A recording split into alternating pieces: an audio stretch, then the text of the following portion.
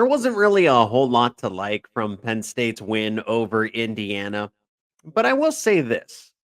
Drew Allar's interception late in the game was a good thing.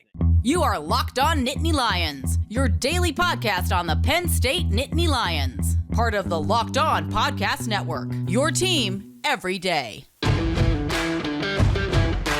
That is right. You are Locked On Nittany Lions. Thanks so much for making us your first listen and watch every single day. We are free and available wherever you get your podcast, part of the Locked On Podcast Network. I am your host, Zach Seyko, bringing you all things Penn State and Nittany Lions. Got to download the Gametime app, create an account, and use promo code LOCKEDONCollege for $20 off your first purchase. Happy Halloween. No costume here, but I think Penn State football is doing enough to celebrate because they're in the spirit of Halloween. A lot of tricks, not enough treats here. We're talking about my 4 takeaways. Expand upon some ideas we had as an instant reaction from Penn State versus Indiana inside of Beaver Stadium, I should say, inside right on the field of Beaver Stadium, talking about it, but expand on some of the things that were discussed in 4 official takeaways from Penn State, Indiana. Let me know in the comments what your biggest takeaway was. Clearly, mine was Drew Allar throwing that interception. Before I talk about that, subscribe to Locked On Nittany Lions wherever you get your podcasts, including YouTube. And again, let me know in the comments, was Drew Allar's interception the best thing that could have happened to this Penn State team? Let's discuss here. Drew Allar throwing that interception was a good thing. It really was. That interception lifted a weight off of, well, just about everybody's shoulders, not even just necessarily Drew Allar, but Drew, the coaching staff, albeit the play calling, right? Seemed like the play calling had a little bit of a shift after he threw that pick. The offense in general and the defense, it felt like everybody was firing on all cylinders. There was an extra effort to play.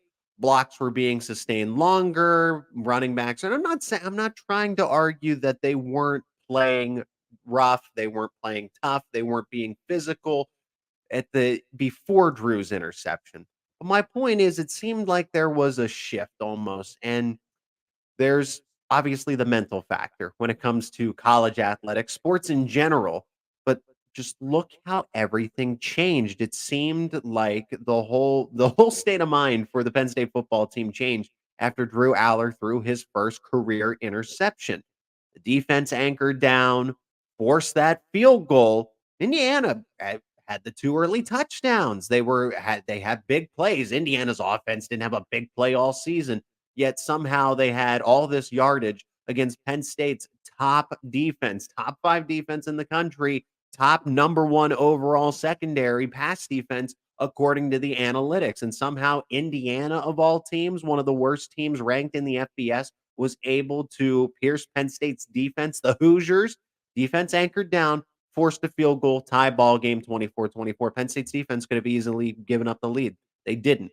But after that, now the game's tied, and this is the Penn State offense that trots back on the field. They're safe. They don't have the big explosive plays. You think this Penn State offense is gonna take a shot at this point in the game after Indiana just tied it? No, but they did. Drew Allar looked fearless with that throw to KeAndre Lambert Smith, and it worked out in the touchdown, 31-24. Then the defense stepped up again with the strip sack, fumble, safety.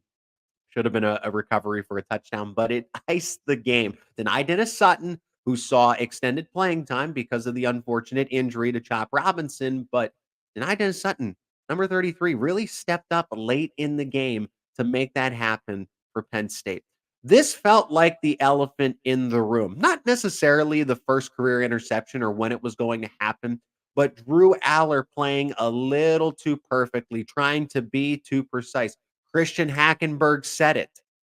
And look, I'm not criticizing Christian Hackenberg here, but if there is anybody to be able to relate to the Drew Allar experience in the most compatible way, it is Christian Hackenberg, a former 5-star quarterback. Lofty expectations, is supposed to take the Penn State football program to the next level, is that leader.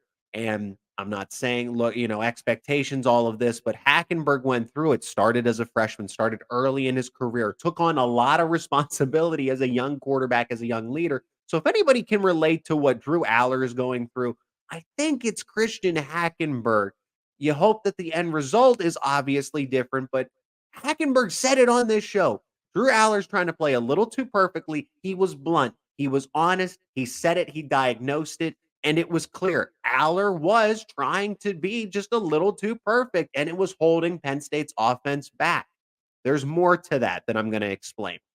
But you had the NCAA completions record. And I'm not saying that Drew cared about that, but I think it was a matter of, there's that saying, and this kind of relates to football in this case for Penn State, but the road to hell is paved with good intentions. The same thing here for Drew Allar and the offense. This road that Penn State's offense was on, you'll understand this, I promise. The road that they were on, Allar, by trying to not turn the ball over, was limiting the Penn State offense. I don't know if it was fear. I don't know what it was. But as the quarterback, as the leader of the team is going to follow the way that you carry yourself. Clearly, Drew's mindset was not in the right place before, during, and after Ohio State and in Indiana, too. Questionable decision making. Looked uncomfortable at times and just limited confidence. Until that fourth quarter throw, how many confident throws did we see out of Drew Allar since probably the Illinois game where he completed that long pass to Liam Clifford? The only one I can think of consistently is the West Virginia game because he had 325 yards, the 3 touchdowns, looked phenomenal in that game in West Virginia. And that was what we were supposed to expect to believe in out of Drew Allar. And then something shifted. Your teammates are going to mimic that kind of behavior just by nature because you are the leader, and that is how you're subconsciously playing, right? Allar got that interception out of the system. He got it out of his system for the better of himself, the team, and the season. I feel so much more confident in the offense now moving forward than I did before he threw that interception. I'm on the field and I'm seeing that interception. I'm thinking, or just watching the offense start to go back to work. And I'm like, okay, there's something's different. Something's different. The team huddled around each other. Coaches were getting everybody fired up. Something changed. So, and Franklin, this is where we're going to go back to Drew not taking the risk, not taking the chances. James Franklin admitted in his post-game press conference that Mike Yurcich and the offense are dialing up about almost a dozen, risky plays a game. The deep balls, the take your shot plays, right? About 10 to 12 per game, and saying that because everyone's asking about the limits of the explosive offense. Well, James Franklin's saying that Penn State is putting the opportunities there, so who's not taking them? Your quarterback. Your quarterback's not taking them. Drew's taking the check down instead of the deep play. He basically held him accountable without directly saying, hey, it's Drew Allar that's not taking these plays that we are giving him. Drew can rest easy, knowing that he is allowed to take risks. The interception was a good thing. You're going to see different play out of Drew Allar, the offense, the team in general now, play calling, coaching, because now there's this confidence, there's this trust that Drew Allar now has since he got that interception, that turnover. It's officially out of his system. And like I said, I feel more confident about Allar, the offense, moving forward. Now, Trey Wallace, Harrison Wallace, was in a sling. He was hurt in that Indiana game. I'm not a doctor. I'm not going to pretend to be one. I'm not even going to pretend to play to be one. But we do need to discuss what the wide receivers have to do and stock up, stock down, where they are if this offense is going to improve. Now that I feel more confident in the group, wide receivers are going to be missing potentially a huge asset. Let's discuss in just a moment. I want to tell you about one of our great sponsors on the show, and that is Gametime. Buying tickets to your favorite events shouldn't be stressful. Gametime is the fast and easy way to buy tickets for all of your sports, music, comedy, all the events near you. Gametime experience is great. First, you have the flash deals, the last minute tickets. You get flash deals on top of getting those last second tickets. It's easy to find and buy tickets to every kind of event in your area. my favorite feature, I've used the Gametime app. You get image views of the seats. So you're not second guessing where you're going to be sitting and what kind of view you're going to have at the event. Lowest price guaranteed and event cancellation protection are included. Gametime is the place to get the last second deals. Football, basketball, baseball, hockey, concerts, comedy, theater, so much more. Snag the tickets without the stress with Gametime. Download the Gametime app, create an account, and use promo code LOCKEDONCollege for $20 off your first purchase. Terms apply. Again, create that account, redeem code LOCKEDONCollege for $20 off. Download Gametime today. Last minute tickets, lowest price, guaranteed.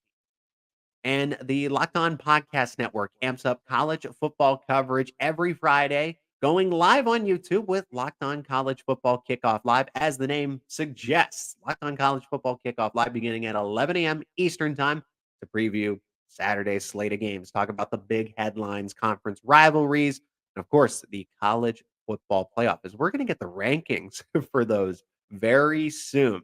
Again, happy Halloween, right?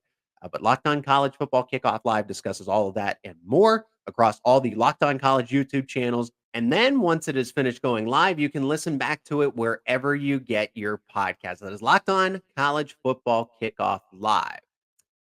Penn State's wide receivers, they got to step up here. I mean, it is now or never for the wide receiver group.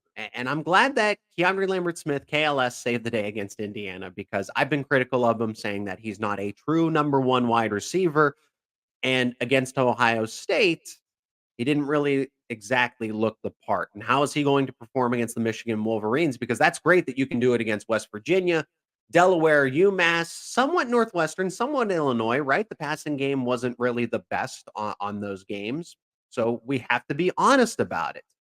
I feel like KeAndre Lambert-Smith is more of a compliment than he is a number one wide receiver. So I would like to see him to continue to prove me wrong, but he's been really good this season for what it's worth. Okay. Outside of Ohio State and a couple select performances, he has been really good. But I want to see you do it in addition to West Virginia, not just West Virginia. I don't want that to be your ceiling. But now Trey Wallace is hurt. How serious is this injury? He is your 1B, according to James Franklin. So it's always been about KLS Wallace, KeAndre Lambert-Smith, Trey Wallace. The wide receivers, everybody else, no one has made a move. No one has stepped up.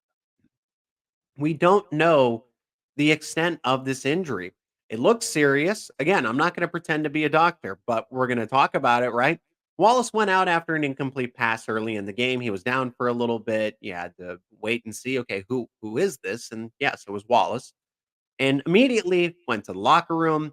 Didn't really see him. Then he came back out and people pointed him out on the sideline. Hey, his jersey's off and he's in a sling. That is not a good sign. I am not a doctor. I'm not going to pretend to play one. I'm not a doctor. I'm not going to pretend to be one. I'm not even going to pretend to play to be one, right? But that does not look good, especially with some of the injuries concerns that he's already had. So when Wallace went down, Penn State seemed to favor more of the three wide receiver sets, interestingly enough, right? Dante Cephas played a lot more, 41 snaps. This one surprised me. Malik McClain played more, 61 snaps too. And KeAndre Lambert-Smith started to operate out of that third wide receiver spot. And note this, Dante Cephas was listed as a starter going into this game. He didn't exactly start in the game, right? It was still Trey Wallace, KeAndre Lambert-Smith out of that 12 personnel, the two tight ends, single tailback, two wide receivers. Then when they went to the three wide receiver sets, more often than not, Mike Yurcich brought in Cephas, KLS, and Malik McClain together. Malik Mega had 4 snaps and no sign of Caden Saunders, Liam Clifford, Amari Evans. Those two, particularly Saunders and Clifford, were really surprising. According to PFF, 0 offensive snap counts because we saw Liam Clifford on special teams, saw Caden Saunders on special teams, but why weren't they with the offense when those guys have routinely been the guys? It seemed like Malik McClain was going backwards and those guys were moving forward. Now it just completely flipped. So maybe something happened at practice here. Maybe Penn State saw an advantage, right? Malik Mega and Malik McLean are taller wide receivers. They're bigger targets. Maybe that was an advantage over Indiana's defensive backs. Maybe I have to look more into that because now Liam Clifford isn't exactly a small wide receiver, but he's not the biggest around. Caden Saunders certainly not. He's more of your smaller slot, shiftier kind of guy, right? Closer to KJ Hamler, further away from the Malik McLean prototype. Okay, you get what I'm saying. But the same thing applies to last week's takeaways that I discussed. Open competition. Someone, anyone, please step up, especially now that Trey Wallace may not be available. We're probably going to get confirmation in James Franklin's press conference. James Franklin will make it apparent if it is an out for the season type of situation. If Wallace will return, we won't get any more information than that. But notice that James Franklin is honest about that. If someone's out for the season, boom, he confirms it. Conversation's over with. If somebody like a JB Nelson is going to be out for maybe a week or two and just needs to heal up, then okay, James Franklin will say that, but won't exactly give us a timetable. So I'm very surprised by the lack of usage by Clifford or Saunders. Again, maybe the matchup, but Saunders scored that touchdown. And Clifford, it felt like he was having a good season to this point. But for the passing game that Franklin says is far behind, and you lose your 1B, you're only one of two good receivers that Franklin has said. That is not good news. Losing Wallace was the last thing this offense, this passing game needed in general. Third takeaway here. Kalen King is struggling. I don't know what's going on here, but something is wrong with Kalen King. The guy that was projected to be a top 15 NFL draft pick, the guy that said the people, the inner circle for Penn State said that Kalen King might even have more potential than a Joey Porter Jr. and seemed to have outperformed him last year. Most people were avoiding Joey Porter Jr., but Kalen King took on that responsibility and showed out with more targets his way. But you can see it with your eyes. The analytics tell you it too. Okay, here are the analytics. Versus Indiana, a 55 coverage grade according to PFF, and take PFF with what you will. I'm just stating the facts here, right? I'm the messenger. But Kalen King, a 55 against Indiana. That's not good. If you haven't read PFF coverage statistics or anything like PFF grades, if you're not familiar with that and you learn more about it as you covered more college football, right? 55 is not good. And Ohio State, it was worse. Now, that's a different story because it's Marvin Harrison Jr. And he got a 43 in that game. And King did not do well covering Marvin Harrison Jr. We know that. 11 receptions, 162 yards, one touchdown. Not all his fault because he didn't cover him every single snap, but he handled most of those plays. And Marvin Harrison Jr. was getting lots of separation in this case. But a 55 against Indiana, when Indiana doesn't have anything comparable to Marvin Harrison Jr., and you don't get that much better. He's still tackling well for what it's worth. He's making plays. The guys who got the reception, it felt like Kalen King at least took them down right away. But that's not enough. Here's really the bigger picture from this. To this point, Johnny Dixon has been better than Kalen King. I'm not here to argue that Johnny Dixon is more talented than Kalen King. But at the end of the day, when you're comparing two teams, one team is obviously more talented than the other, but if the team's not getting results, is that really the case here? So break that down player by player. Kalen King might be the more talented and more NFL-ready type of cornerback. But Johnny Dixon has played much better than Kalen King this season, and it has showed.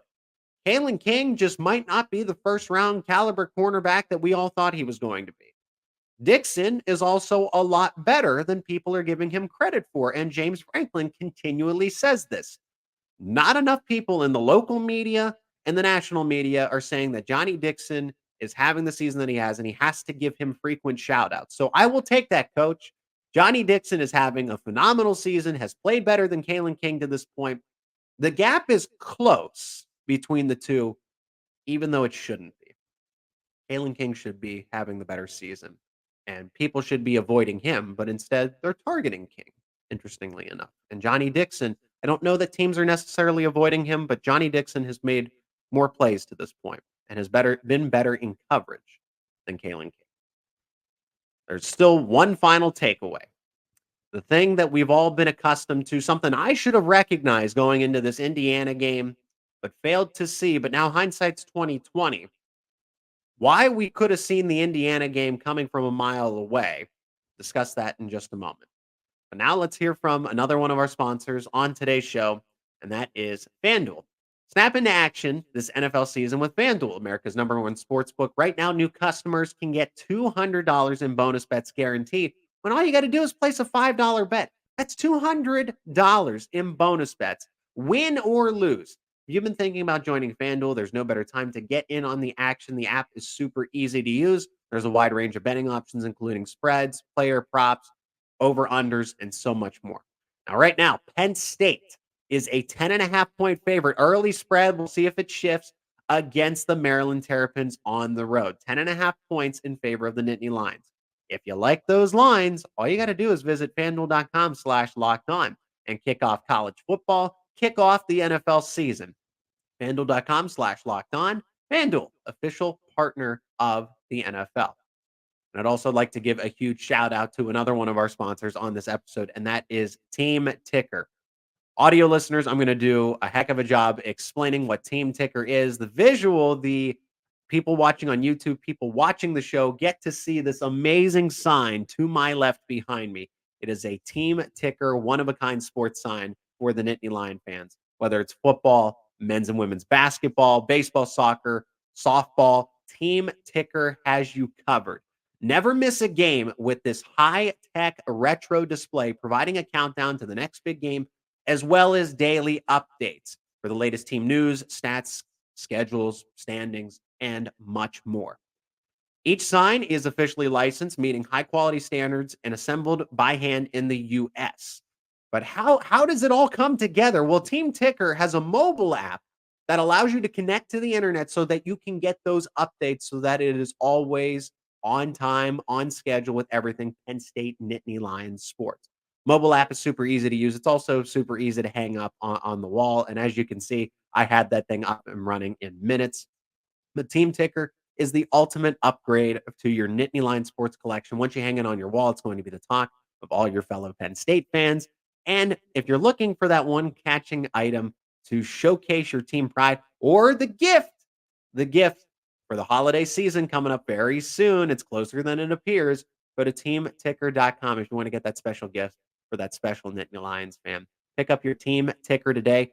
Team Ticker is the one-of-a-kind sports sign from now until the end of October. So you got to be quick. If you're hearing this promo today, go to teamticker.com, use promo code LOCKEDON, and you will receive $50 off your Team Ticker purchase. Teamticker.com, promo code LOCKEDON, $50 off your Team Ticker purchase. Locked On Nittany Lions is your go-to podcast for HappyValleyInsider.com. Penn State rivals for more coverage, more analysis on the Penn State football team, as well as men's and women's basketball, wrestling, hockey, all of it. HappyValleyInsider.com, Penn State rivals. In this final segment, let's discuss how Penn State continues to repeat history, and it feels like we're going insane. The definition of insanity is doing something over and over and over and expecting a different result. Well, here we go again. These two-loss James Franklin teams, these teams that don't beat Michigan and Ohio State in the same season, the teams that don't come out on top of the Big Ten. There's also another characteristic of these teams that are pretty consistent. They're good, they're talented, but for some reason, after the biggest game of the season, Penn State likes to play down to inferior competition. And I came into the Indiana game thinking, wow, Penn State's going to be angry. There's been so much bad media coverage, not bad media coverage, like low quality. All the reporters for the Penn State media do a fantastic job. Every website, I will give shout outs to other podcasts and shows as well. I hope mine does you justice, and that's why you continue to come back and be an everydayer here. But the coverage turned negative. It turned critical. People, the fan base, the media, not everyone is sold on James Franklin and Penn State anymore. We believed and we were let down after the Ohio State game. That's just a fact of the matter. But what something else is consistent apart from being let down, it's also that follow-up game after you lose the biggest game of the season. We all should have saw this for myself covering the game and for trying to bring you the best analysis and opinions possible about this Nittany Lion team. Penn State traditionally under James Franklin does not perform well after losing that game of the season, right? The big one. And it wasn't Michigan because Michigan was later in the season. This year it was Ohio State. Let's take a trip down memory lane, a stroll, if we will. The good ones, right? 2014, 2015, those teams made bowl games, but they weren't exactly all that competitive compared to the last 5, 6, 7 years of teams. Okay, 2020, we're not going to discuss that. That's a different story. 2016, 49-10 loss at Michigan. Ouch, that one hurts. What happened after? 29-26 overtime. It was a win, but that one should not. That was a rabbit out of a hat type of situation versus Minnesota. Should not have happened. 2017 gets worse. 39-38 loss at Ohio State. Should have won that game, right? That was the big game of the season. And you follow it up with a 27-24 loss at Michigan State. 2018, literally deja vu all over again, except now it's in Beaver Stadium in front of 107,000 strong. All of their eyes have to witness a 27-26 loss to Ohio State, a 1-point deficit again, and then follow it up with a 1-score deficit loss to who else but the Spartans of Michigan State, 2018. So this is the game adjacent to the big game of the season. It was Michigan, then it was Ohio State, then it was Ohio State. 2019, this time it shifted. PJ Fleck put together a good Golden Gophers team. There was a lot of NFL talent on that team. Penn State goes out to Minnesota. Minneapolis loses 31-26 and can't again get over that hump of beating a top 25 team, your biggest game of the season when it matters. How did they follow it up? A close game to Indiana. A little bit of a scare, 34-27. Not like the other ones, though. 2021, we'll skip over 2020. I think the Indiana game to open up the season was that one if you had to put one in there, and then it was followed up Ohio State, Maryland, right? It was just a bad.